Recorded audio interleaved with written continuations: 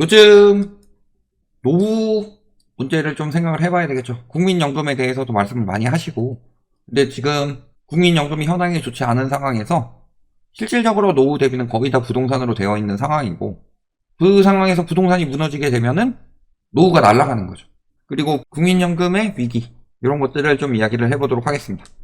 자, 이번에 국민연금 개혁안이 나왔죠. 현재 상황에서는 2055년에 기금이 고갈이 된다. 올해가 23년이니까 몇 년 남았어요? 22년 남은 거죠. 그러면은 지금 2030 영끌족들 이야기 많이 나오는데 이들은 22년 뒤에 고갈되면 못 받는다는 소리예요. 그래서 이런 부분에 대해서 말씀을 드렸었죠. 출산율 저하가 심각해지면은 이거 가지고 인구 감소해서 수요 감소하니까 집값 떨어진다. 이런 식으로 분석을 하는 사람들이 많고 실질적으로 본인들의 두뇌가 그 정도밖에 되지 않기 때문에 우리가 인구 감소로 인해서 집값이 떨어진다에 대해서 여러 가지를 설명해도 본인들이 이해한 건 요 정도밖에 안 되죠. 그러니까 이런 거 가지고 이야기를 하는데 저희가 요거보다 더 핵심적인 문제가 있다고 그랬어요. 출산율이 저하되면은 청년층은 감소하고 고령층은 증가하죠. 즉 인구의 고령화가 진행이 되는데 그렇게 되면은 나중에 생산 가능 인구 감소로 돈 버는 사람들은 줄어드는데 부양해야 할 사람들은 늘어나요. 그러니까 부양비가 올라간다. 그래서 국민연금도 지금 고령화가 심각한데 국민연금을 내야 되는 청년층, 중장년층이 줄어들고 있기 때문에 부양비가 늘어나니까 금방 고갈이 되는 상황이 된 거죠. 그래서 두 가지 안이 나왔는데 보험료율을 13%로 늘리고 소득 대체율을 50%로 인상하면 기금 고갈 시점이 7년 정도 연장이 된다. 그리고 두 번째 안은 보험료율을 15%로 하고 소득 대체율을 40%로 유지하면 16년이 연장이 된다. 즉 무슨 소리예요? 많이 더 내고 많이 받도록 만든다. 그러면 7년 연장이 되는 거고 그거보다 더 많이 내지만 받는 것은 더 많이 안 받게 만든다. 그렇게 했을 때 16년 정도 연장되면서 2071년까지 간다. 즉 국민연금 고갈 시점이 점점 더 다가오고 있다. 이런 상황인 거고요. 근데 문제는 지금 미국 상업용 부동산이 박살이 나고 있죠. 그래서 CMBS 만기 상환율을 놓고 보면 글로벌 금융위기 때보다 상황이 더 나빠진 셈이다. 상업용 모기지 담보부 증권, 이게 CMBS죠. 의 만기 상환율이 33%로 금융위기 때 47%보다 더 낮아졌다. 지금 미국의 상업용 부동산은 금융위기 때보다 더 안 좋은 상황이라는 소리죠. 근데 문제는 신규 대출도 안 나오고 금리도 올라갔고 대출금리 많이 올랐죠. 미국 대출금리는 우리나라보다 훨씬 더 높습니다. 우리나라는 관치금융으로 좀 낮춰놨죠. 재융자도 어렵죠. 근데 부동산 가격이 떨어진다. 왜? 언제나 말씀드렸지만 상업용 부동산은 금리가 굉장히 많이 좌우를 한다고 그랬어요. 주거용 부동산보다 상업용 부동산이 훨씬 더 심각하다. 왜냐면 그만큼 수익률이 급격히 줄어들기 때문에. 그러면은 10억짜리 해가지고 수익률 4% 나와서 월 4천 받고 있었는데 금리가 올라가가지고 내야 될 이자가 늘어나서 수익률이 2%로 떨어져요? 월 2천으로 줄어요. 그러면 10억짜리 상가에서 2천만 원밖에 수익률이 안 나오는데 이거 공실이 날 걱정도 있죠? 근데 예금 금리만큼도 안 된다. 그러면 누가 그 건물을 10억을 주고 사겠냐? 그러니까 적어도 한 4% 정도는 수익률이 나와야 되니까 가격이 5억으로 떨어지는 거다. 이런 상황이 되는 거죠. 근데 문제는 저렇게 상업용 부동산이 우리나라도 그렇고 미국도 그렇고 무너지고 있는데 우리나라 상업용 부동산 무너져가지고 지금 노후 대비했다가 망가지신 분들 굉장히 많죠. 특히 신도시상가. 신도시상가 말은 진짜 번지르르 해요. 여기 아파트가 들어오고 여기 아파트 들어오고 여기 아파트 들어오고 하면은 요 수요들이 항아리 상권으로 우리 상권으로 흘러 들어와서 유동인구가 엄청나게 많아지기 때문에 여기 상가 장사 겁나 잘 되고 그러니까 수익률 4%는 됩니다 라고 하면서 가격 겁나 비싸게 분양을 하죠. 그런데 그 임대료를 내고 그만큼의 수익률이 나오느냐. 신도시는 조성하는데 시간이 걸려요. 그러니까 세종시 같은 경우가 공실률이 높은 이유가 상가 어마어마하게 들어왔어요. 아파트도 많이 들어왔지만 감당이 안 되는 거죠. 그런데 상가 가격 자체는 막 1층 평당 5천씩 하고 그러니까 임대료가 결코 낮을 수가 없다. 이렇게 된 거고. 그래서 상가로 노후 대비한 사람들, 이런 사람들이 노후 빈곤을 맞을 가능성이 높아지는 가운데 문제는 국민연금에서 미국 상업용 부동산에 투자를 많이 했습니다. 국내 주요 연기금 및 공제회의 해외 대체 투자 잔액은 1153억 달러, 약 150조 원 가량인데, 여기서 뭐 특별자산, 그래서 인프라와 사모투자, 여기가 64%고 부동산 투자가 25%인데 투자는 대부분 어디로 되어 있다? 북미나 유럽, 즉 미국의 부동산에 투자를 많이 했고 여기서 상업용으로 많이 들어갔다는 소리죠. 그런데 문제는 이 1153억 달러 중에서 973억 달러, 이게 국민연금에서 투자를 한 거니까 지금 국내 주요 연기금 및 공제회의 해외 대체 투자 잔액 중에서 태반이 국민연금에서 들어갔다는 소리예요. 미국 부동산에 투자를 많이 했다. 상업용 부동산으로. 이 상황에서 미국 상업용 부동산 가격이 폭락을 하게 되면은 영향이 가겠죠. 그래서 아직까지는 그게 티가 굉장히 많이 안 나는 게 선순위 채권자인 해외 금융기관들이 국내 먼저 하고 그 다음에 중순위, 후순위 투자자들이 추가 출자를 하는데 현재는 선순위 채권자들이 먼저 하고 있는 상황인 거고, 근데 문제는 이들도 감당이 안 되니까 국내 기관 투자자들에게 추가 출자를 요구하고 있는 상황이다. 그런데 여기서 난색을 표하는 상황이 반복되고 있다. 이런 거죠. 아직까지는 이익 상실이 나지 않았지만 더 떨어지게 될 경우 이게 국민연금에 크나큰 손실로 올 수도 있는 거고, 또 한 가지는 무슨 소리예요? 추가 출자를 해가지고 더 금액을 투자해서 막다가 손실이 더 커지면 지금까지는 손실이 드러나지 않았으니까 그래도 2055년, 2071년 이런 소리가 나오는 건데 손실이 가시화되게 되면은 국민연금을 받지 못하는 그 시점이 빨라질 수 있다는 거죠. 그래서 IMF도 우리나라 국민연금을 걱정을 하고 있다.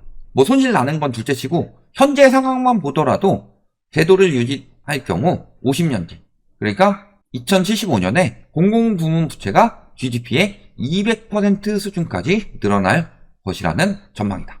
중앙정부 부채니까 정부 부채죠. 정부 부채 우리나라 50%대인데 현재 연금을 유지를 하면서 계속 연금을 차출을 하게 되면은 결국에는 국가자산이 들어갈 수밖에 없는 거고, 그러니까 공공부문 부채가 늘어날 수밖에 없다는 거죠.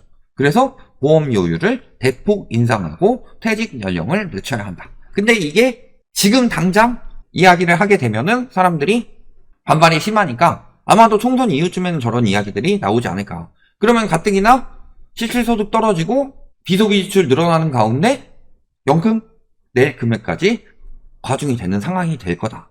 이런 상황이 되는 겁니다. 그런데 문제는 보험료율을 높이고 퇴직 연령을 늦춘다. 즉 더 늦게 받는 거고 더 많이 내도록 만드는 건데, 그렇다고 하더라도 지금 수준만큼 받는다. 뭐 이런 식으로 이야기가 되는 거겠죠? 그런데 지금 받는 게 충분하냐? 노후 빈곤을 해결할 만큼 충분하게 나오냐? 그렇지도 않다는 거죠.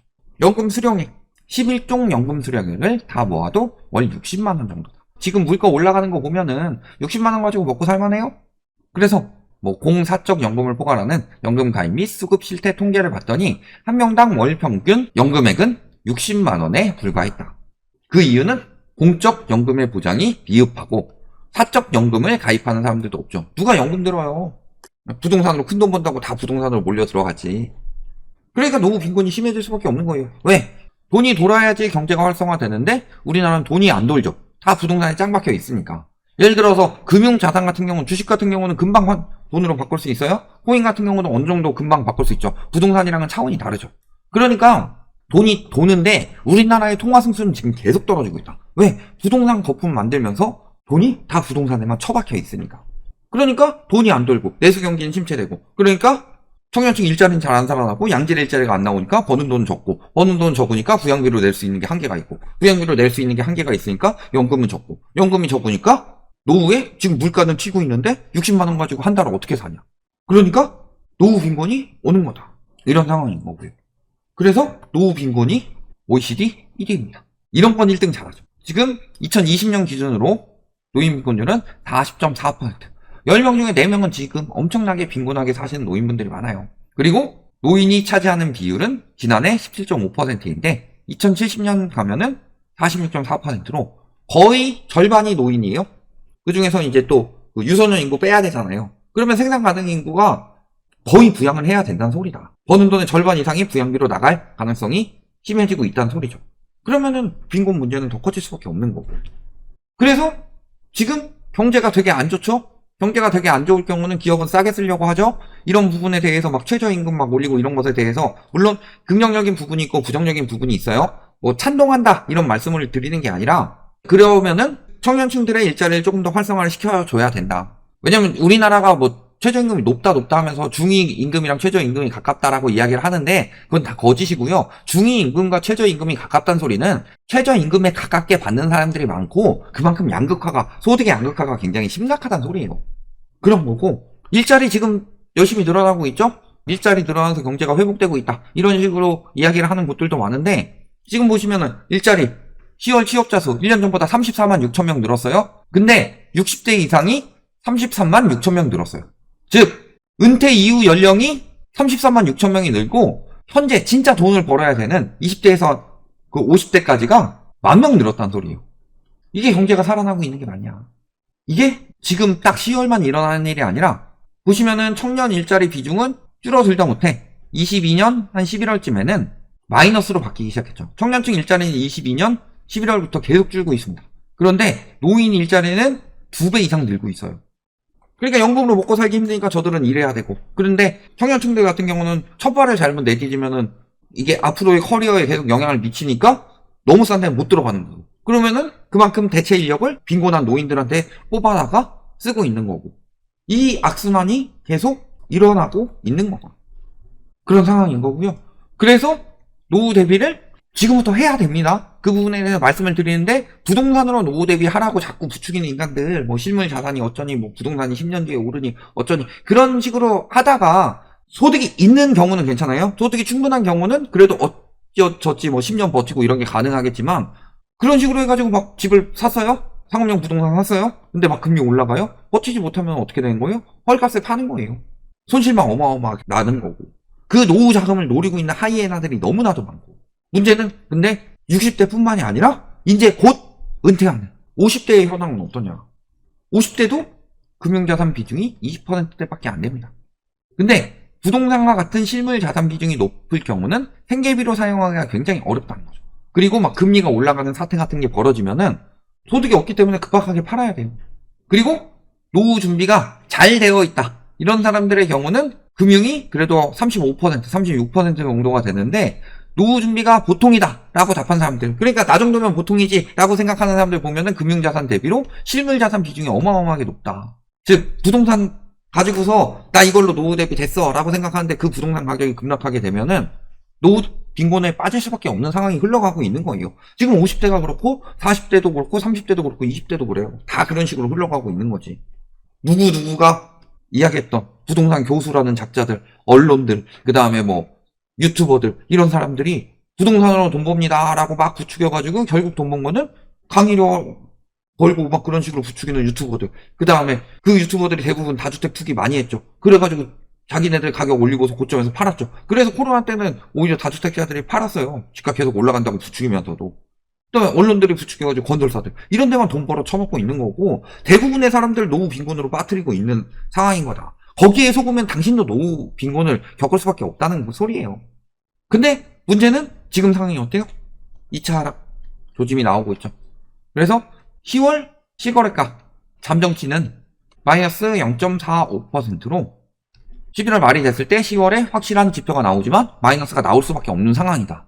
그리고 실질적으로 단지들을 보더라도 뚝뚝 떨어지는 곳들이 나오고 있죠.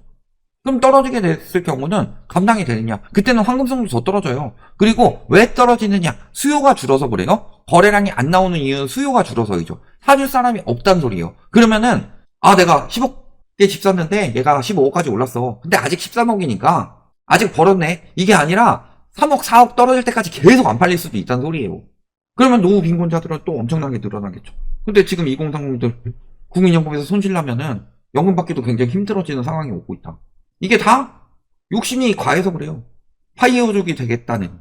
그러면서 하는데 막상 본인이 공부하는 것은 그냥 무조건 올라간다고 응원해주고 그런 사람들 것만 들으니까 결국에는 이런 사태에 대비를 못하는 거다. 그리고 베이비 부모 세대들이 그런 거 믿다가 IMF 때 혹은 글로벌 금융위 때 무너진 사람들이 많고, 이런 것들 생각을 해보시면요, 노후 대비를 하지 말라는 소리 아니에요? 노후 대비를 하는데 경제를 보지 않고 그냥 도박적으로 하는 사람들은 결국엔 노후 빈곤에 시달릴 수밖에 없다. 그런데 국민연금이 고갈되고 있으니까 내 노후는 내가 대비하는 수밖에 없어지는데, 지금같이 경제가 어려운 상황에서 무리하게 위험자산 투자 나섰다가 날려버리면요, 기회가 없어져요. 그런 이야기 하죠. 영원에서 1억 모으는 것보다 1억에서 10억 모으는 게 쉽다고. 근데 그런 식으로 이야기 부추겨가지고 투자하면 1억이 10억 될 것처럼 생각하지만 1억이 다시 영원 되는 것도 굉장히 쉬워요. 그럼 다시 영원부터 1억까지 모으기는 얼마나 오랜 시간이 걸리겠냐. 여기에 빚까지 잔뜩 져놨으면은 그냥 평생 노후 빈곤으로 살 수밖에 없는 거고.